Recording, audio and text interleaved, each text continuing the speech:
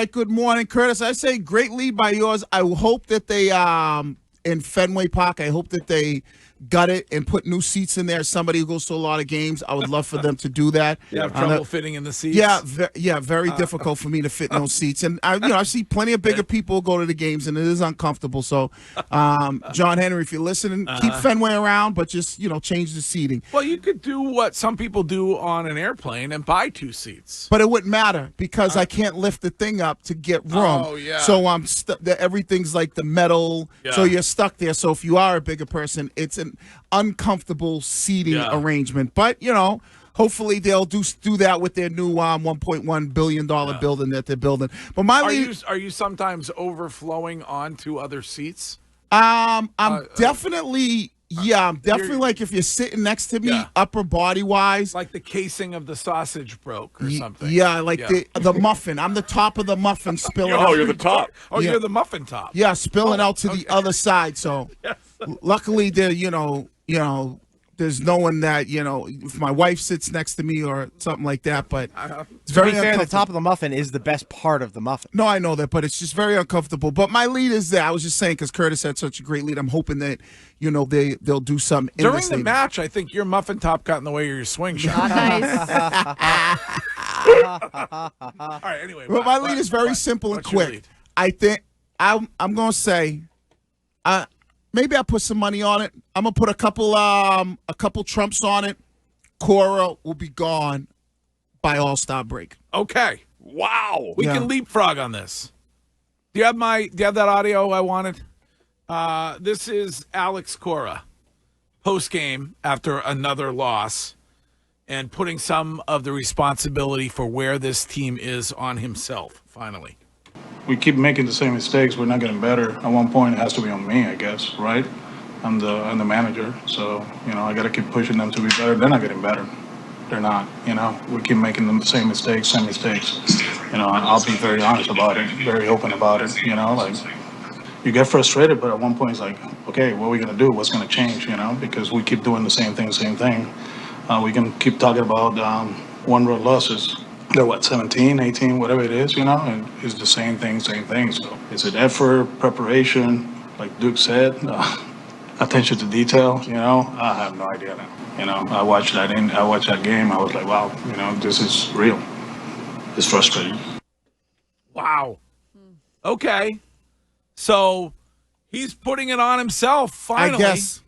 I mean, he dropped that. I guess. But it's kind of depressing. I mean, he says they're not going to get any better. No. Like, this is what they are. That's terrible. It's as bad as it's the worst that he could have said. It feels like honest. It feels like he wants to be gone, right? Well, he probably will be gone. I told you, I'll put 1 or 2 trumps on it that come All-Star break, like Courtney, you're right. They're going to continue to play like this. They might be, double digits when it comes to a wild card spot. And I don't think if you're the front office, Breslow and those guys, I think it's time to pull the Band-Aid off. Curtis is right. What's, $14 million or whatever you owe him, $21 million. It just sounds like he's fatigued, with the dealing with these guys. Checked out. Well, how would you feel, honestly, not to defend him, but if your job is basically to enact a bunch of nerds' plan? I just feel like, for whatever reason, it felt like last year when he re-signed, it was this breath of fresh air that he was invested, they were invested in him, and it's just not working out. But they did do what he wanted. Like, he was the guy who was screaming about Bregman. That's his guy. And I guess you can't account for the injury, but I don't know. They stunk before the injury. Huh? I mean, they stunk before the injury. Yeah.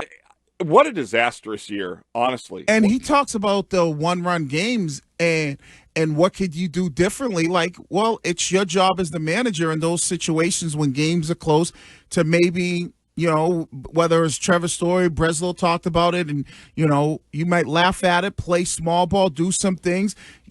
Get your last night game, bottom, and Lou did a great job on the broadcast. Bottom in the 9th, Hamilton on second base. He's supposed to be your fastest player. A deep fly ball hit to the outfield. you tag up in that situation, Yeah. and then maybe you try to, if Gonzalez is up. I mean, Devers came up after that. If he strikes out, Gonzalez is up. Who knows? Maybe you try to suicide squeeze to win the game. But there are just things that Cora is not doing. Courtney, you brought up another great point. He's rolling. He's throwing 100 miles an hour, and he's like dealing gas out there. And you don't come back at least for one batter in the 10th or see how he's doing, how he's feeling. It's just this is all on Cora. And I have to say, that's a guy who knows when the gas tank is full. that is true. He does. You ever see his truck? He better know when that gas tank is full. Lindsay's frustrated by the amount of gas in the apartment. I love Chapman's truck. Greg, if Veritek takes over, which would be the obvious, I know we're going way down the road here. Yeah. We'd have to have him in the morning, right? Oh, 100%. Like, that's one good thing. okay. So maybe we trade like Milbury to the afternoon for Tech. Yeah, no. But you don't think the Red Sox maybe think, hey, maybe if we get a new guy in here and like if it is a Veritek, maybe it just changes morale in that clubhouse? Because clearly the morale's down. There's an issue with Cora saying he doesn't know what to do, what to get these players to do. It's like he's at a loss for words. Maybe you think the front office goes, all right, let's see if we can, bring a new manager in, which is elevate. You don't think the fellas get excited, a little extra pep in their step when they walk in and see Abraham Toro in the lineup? No, No? I mean, what about Connor Wong? Yeah. I just don't. Is it possible that he will get at least one RBI this season? I don't get it because Navajas had been catching, and he's doing okay. But you take Myers out, who's been relatively decent, and you want him to continue to play, and he hasn't played at all this series. It's very confusing.